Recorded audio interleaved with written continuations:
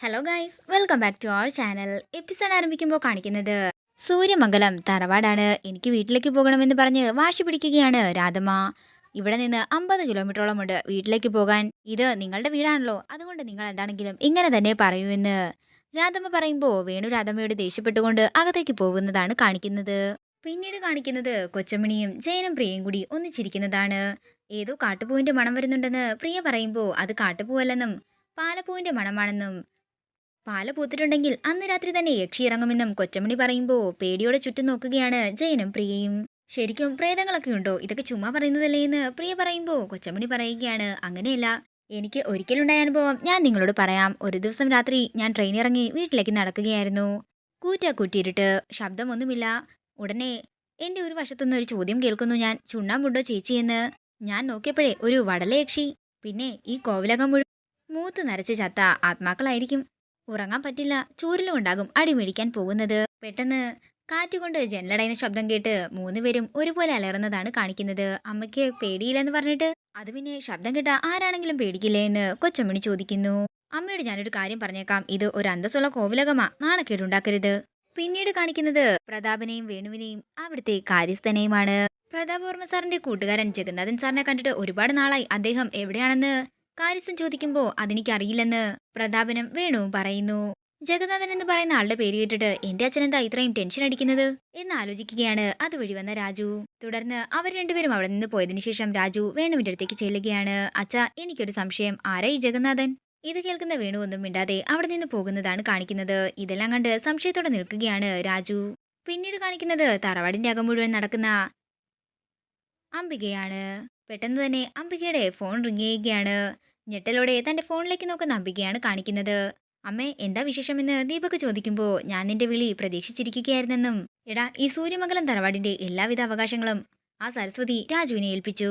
ഇതൊക്കെ കേട്ടിട്ട് എനിക്കൊട്ടും സഹിക്കാൻ പറ്റുന്നില്ലമ്മേ എന്ന് ദീപക് പറയുന്നു. എന്താണെങ്കിലും എന്തെങ്കിലും ചെയ്തേ പറ്റൂ, ഞാൻ എന്താണെങ്കിലും ഒന്ന് ആലോചിക്കട്ടെ എന്നും പറഞ്ഞുകൊണ്ട് അംബിക കോള് കട്ട് ചെയ്യുന്നു.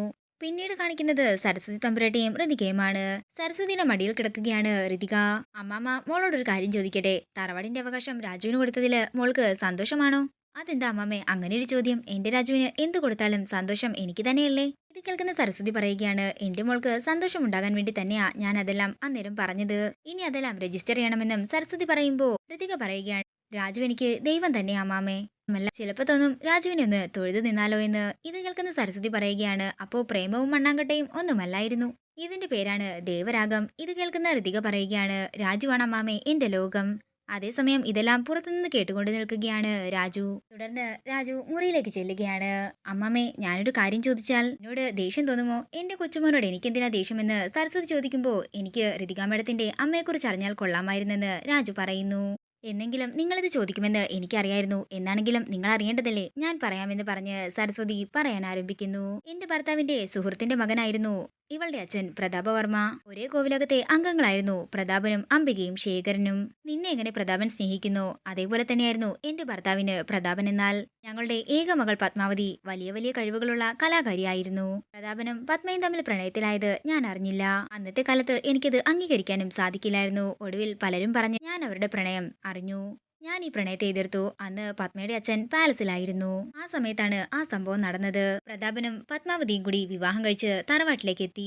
റെഡി മുന്നോട്ട് വെക്കരുതെന്ന് പറഞ്ഞ് അവർക്ക് നേരെ തോക്ക് ചൂണ്ടുമ്പോൾ പത്മാവതിയെ ചേർത്ത് പിടിച്ചുകൊണ്ട് നിൽക്കുകയാണ് പ്രതാപൻ. കൊല്ലണ്ട, ഞങ്ങൾ ഇവിടുന്ന് പോയിക്കോളാം. പിന്നെ എപ്പോ കാണണമെന്ന് ചോദിച്ചാലും വിളിപ്പിച്ചാൽ മതി, ഞങ്ങൾ ഇങ്ങോട്ടേക്ക് എത്തിയേക്കാം. തുടർന്ന് എന്നെ ശപിക്കരുതെന്നും മാപ്പെന്നും പറഞ്ഞുകൊണ്ട് അവിടെ നിന്ന് ഇറങ്ങുകയാണ് പത്മാവതിയും. ഇറങ്ങിപ്പോയതാണ് എന്റെ മോള്. പിന്നെ ഞാൻ എന്റെ മോളെ ഇതുവരെ കണ്ടിട്ടില്ല. അങ്ങനെ ആ പ്രശ്നത്തിന്റെ പേരിൽ എന്റെ ഭർത്താവ് എന്നോട് മിണ്ടാതായി. അങ്ങനെയാണ് ഞാൻ പതിയെ പതിയെ കൽക്കട്ടയിലേക്ക് പോയത്. അതേസമയം അങ്ങോട്ടേക്ക് വന്ന് ഇതെല്ലാം അറിഞ്ഞു നിന്ന് കേൾക്കുകയാണ് അംബിക. അമ്മാമ്മയ്ക്ക് ഇപ്പോൾ ഈ അമ്മയോട് ദേഷ്യമുണ്ടോ എന്ന് രാജു ചോദിക്കുമ്പോൾ ഇല്ലെന്നും വർഷങ്ങളെടുത്തു എന്റെ ദേഷ്യവും പിണക്കവും ഒക്കെ മാറാനെന്നും സരസ്വതി പറയുന്നു. കുറെ കാലങ്ങൾക്ക് ശേഷം ഞാൻ അവരെക്കുറിച്ച് അറിഞ്ഞ് ചെല്ലാനൊരുങ്ങിയപ്പോഴാണ് വേണു അവർ തമ്മിൽ പിരിഞ്ഞ കാര്യം പറഞ്ഞത്. ഇത് കേൾക്കുന്ന രാജു ചോദിക്കുകയാണ്, അവർ തമ്മിൽ വേർപിരിയാനുണ്ടായ കാരണം എന്താണെന്ന് അമ്മാമ്മയ്ക്ക് അറിയാമോ? ഇതൊന്നും എനിക്കറിയില്ല, പക്ഷെ അതിന്റെ പിന്നിൽ ചില കളികളുണ്ടെന്ന് ഈയിടെയാണ് ഞാൻ മനസ്സിലാക്കിയത്. ഇവിടൊക്കെ ഞാൻ അതിന്റെ കണക്ക് തീർക്കുകയും ചെയ്യും. അതിനൊന്നും ഇനി അധികം സമയമില്ലെന്നും സരസ്വതി പറയുമ്പോൾ ഇതെല്ലാം കേട്ട് പേടിയോടെ നിൽക്കുകയാണ് അംബിക. ഇതോടുകൂടി ഇന്നത്തെ എപ്പിസോഡ് ഇവിടെ തീരുകയാണ്. വീഡിയോ ഇഷ്ടമായെങ്കിൽ മറക്കാതെ ലൈക്ക് ചെയ്യുക, ഷെയർ ചെയ്യുക, കമന്റ് ചെയ്യുക. കൂടുതൽ സീരിയൽ അപ്ഡേറ്റ്സിനായി മറക്കാതെ സബ്സ്ക്രൈബ് ചെയ്യുക.